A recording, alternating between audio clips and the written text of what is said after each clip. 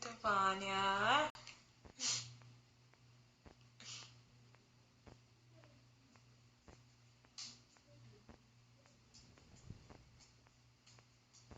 It's supposed to be a request that pops up for you to join.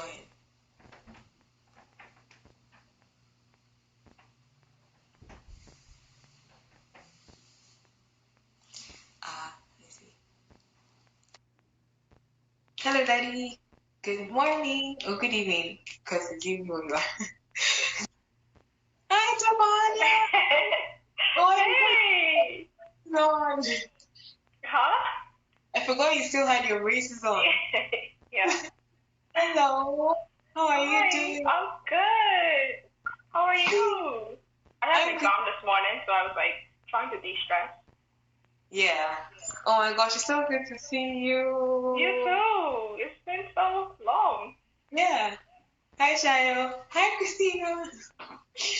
Oh my goodness. I love the fact that we're doing this because it's like, I don't know. I just waited for this. So it's good. So good. Aw. Oh, I miss you. I'm like, Hey, Shayo. Aw. oh my gosh. How are you today? Like, how have you been doing? I've been okay. Like I said, I had an exam earlier, so I was like really, really, really stressed. I had an Yeah. online exam.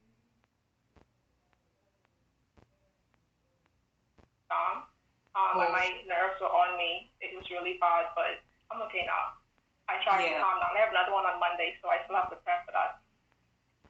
Oh my goodness, wow. When do you finish though? My last exam is Wednesday, but then I have my dissertation to write, so.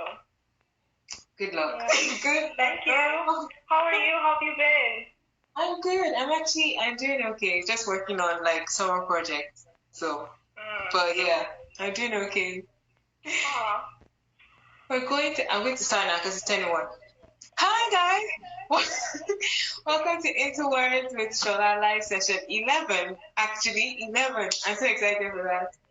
Today I have a very good friend of mine on here, Davanya Deveaux. Oh, you get to know more about her like in a bit.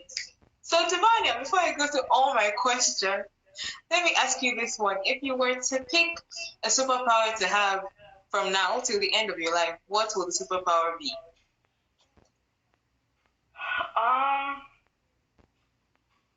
I think I would have to say reading people's minds. Ooh, that's a good one. I know. A lot of people normally say like, huh? Won't you get scarred by what you find out? But I feel like, okay, reading people's minds with the ability to switch on and off. Oh, okay. Because I feel like it fits me, because, yeah, I'm paranoid a lot. So if I can know what someone's thinking, I wouldn't have to be so anxious. That's a good one. I always thought stretch, but now I'm like, why would I want to stretch? I mean, unless I'm laying on my bed and I don't want to go to the fridge. Like Mrs. Incredible's kind of stretch. You know how she's like she's elastic. I just don't think I want to see my body stretch. Yeah, I get you. Yeah. So tell us a bit about yourself. Who are you? Where are you from? Tell us where you're from because I think that's always exciting to talk about. So. Okay, well, hi everyone. My name is Davanya Deveaux, like Sola said. I am currently studying a professional postgraduate course in the UK. And Sola and I met, in 2016? So we've been friends for 4 years now. But one of the things that bonded us together was our love for art, poetry, and creative things. And that's why I'm here to talk about my poetry today and my art. But I'm from two places, the Bahamas and the Turks and Caicos, and I always feel like I have to say both because I feel like I would be doing a robbery to one of them if I don't mention both places because I feel like both of them have played such a big part in who I am today. So I'm from the Bahamas and the Turks and Caicos, but I live in Turks. And about the culture, because they're very similar, obviously they're in the Caribbean, so it's like sun, sand, sea, like whatever you can picture about Caribbean islands. That's what it is. wherever you are in Turks, you're probably never more than 15 minutes away from a beach in most places. So yeah, where I grew up in one of the islands in Turks, I lived about 2 minutes away from a beach. So in afternoons after school or on weekends, I just literally walked up a hill and went on the beach, and that was my getaway, like on a regular basis. Yeah. Oh my goodness. And I've seen pictures of like when you've gone back home, the water is Yeah. so blue. So blue. It's A lot so of blue. people, lots of people tell me that they thought those pictures were photoshopped, but they're not. Like that's how the water looks for real. So, like, if you want to holiday destination, Turks and Caicos, like, honestly.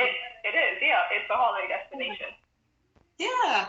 So, also, Davanya is a poet, like she mentioned, and today is really special because she's going to be sharing some of her poems with us, and I just love this. We get to, like, listen to what she's been working on, things that she's had for a while. So, Davanya, why don't you, actually, no, let me ask you about poetry first. When did you start writing poetry? Well, I started writing. Okay, I didn't start writing for the sake of writing poetry. I started as a way to express myself. I started writing poetry in high school around 2009. And you know, when you're in high school, you have crushes on, guys and stuff. I just didn't feel comfortable to talk about it. I mean, I had my cousins who I could tell, but I didn't feel comfortable to talk about what I was feeling. So I just wrote, and that's what helped me get through certain things. Whenever one of my crushes started talking to another girl, I would feel heartbreaking. And I mean, looking back, it was for no reason, but poetry was my escape, I guess you could say. I can remember in my room, sitting against my wall, just writing my poems.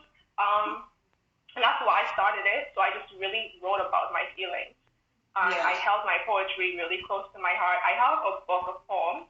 I actually have it here. This is like the book that I wrote my poetry in when I was in high school. And I still have it. It's like dirty and all of that. So yeah, I'd write them and just transfer them into the book so I can keep. Yeah. Oh, that's so nice. So like, what else do you like writing about? So it was a way to get over your crush, and I can understand that. I can actually understand that. But like, what else do you like writing about? Do you just some people write about like random things they see around them. Some people have specific topics that they write about. So which ones do you write? I don't have any specific topic. I remember, like I said, when I started writing only about my feelings, I remember someone told me, you should start writing about things other than your feelings. And I looked at him, I was like, are you talking to me? I just thought he was talking a foreign language. Like, how can you tell me to write about something I don't feel? I just thought it was bizarre. And then I entered into a competition a few years ago, and it had a topic. So I had to write poems based on that topic, not on my feelings. And so that was the first time I wrote based on something other than a crush or a heartbreak.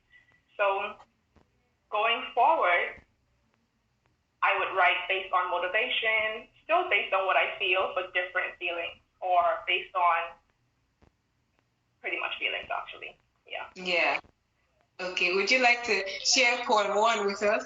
I'm just going to call that poem one. But like, tell us the name and guys, get your snapping fingers ready. So yeah, the first poem that I'm gonna share is called Beauty. And I wrote this one, I don't remember when, but I wrote it and then after some time I revisited it and kind of rewrote it.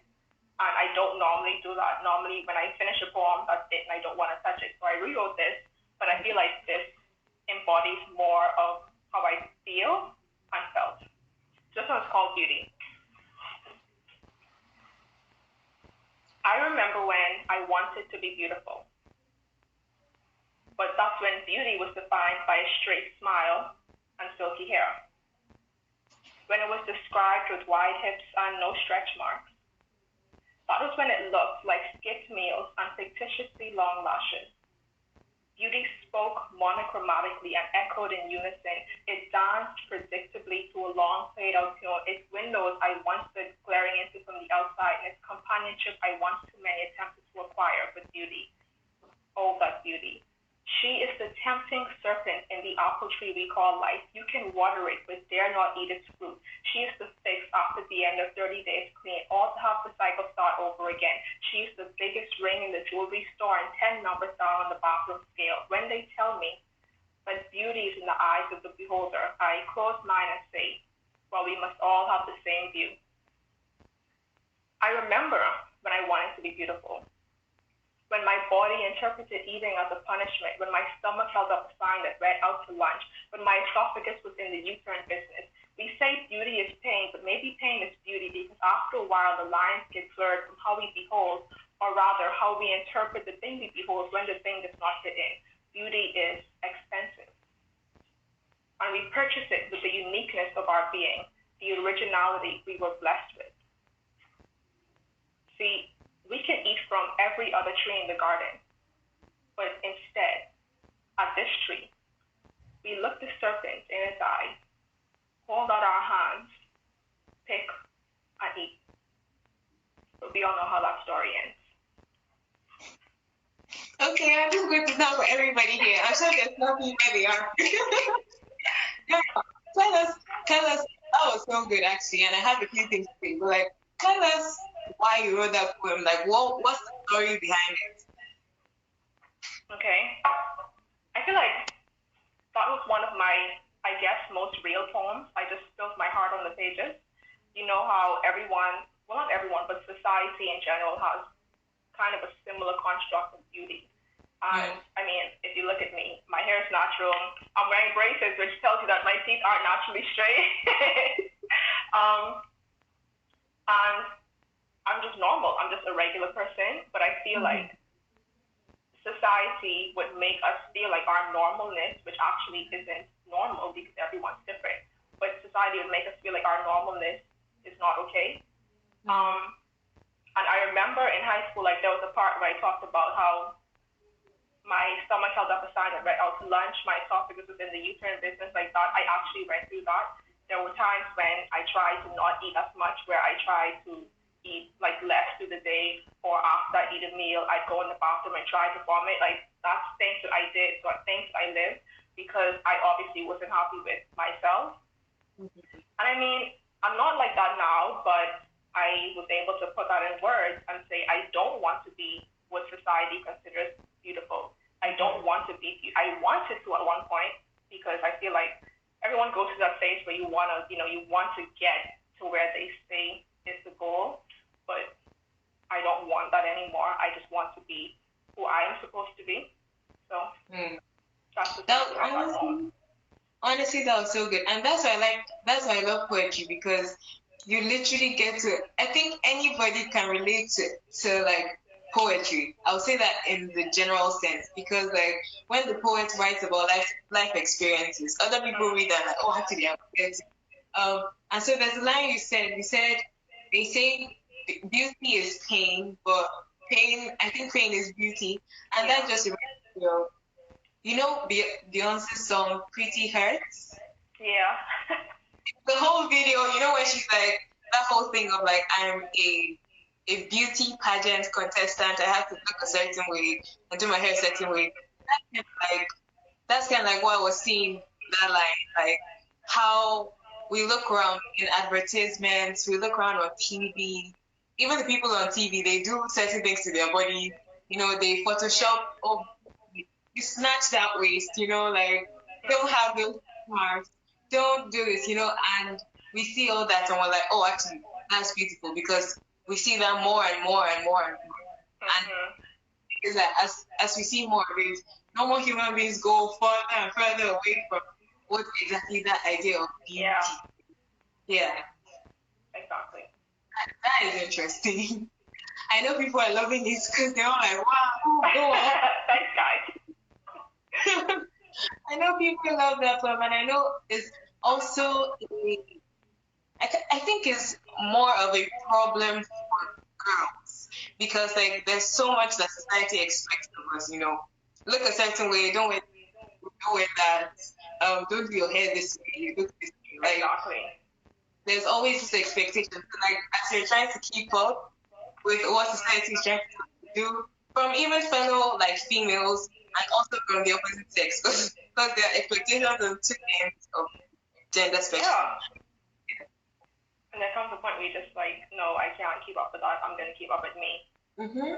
Yeah, because like the truth is not everyone doesn't look the same, and that's something that we'll have to deal with. So it's like it's always good that you stick to that.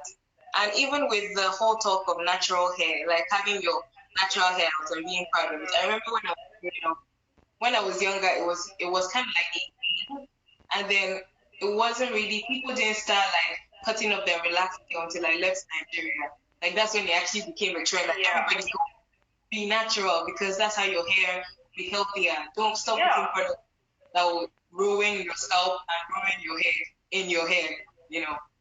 But even like at the beginning of this natural movement, the older people who aren't used to that, they kind of look down on it. They would look at you and be like, why don't fix your hair, do something with that, because it wasn't what we considered standard or normal or beautiful. Yeah, yeah. They were like, it's too rough. Why are you looking? You can't go to work with that hairstyle.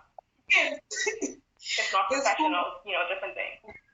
It's cool. They used to complain a lot about it as well. I had a classmate that had natural hair, and like the teachers would just go off every day about her hair. Because the truth is, they were also not teaching her how to take care of it. So she could only do what. Exactly. Yeah. Yeah. I just lost my notes. Oh, okay. Yeah. So that's one side of Davanya. There are many sides to Davanya, but we're exploring two today.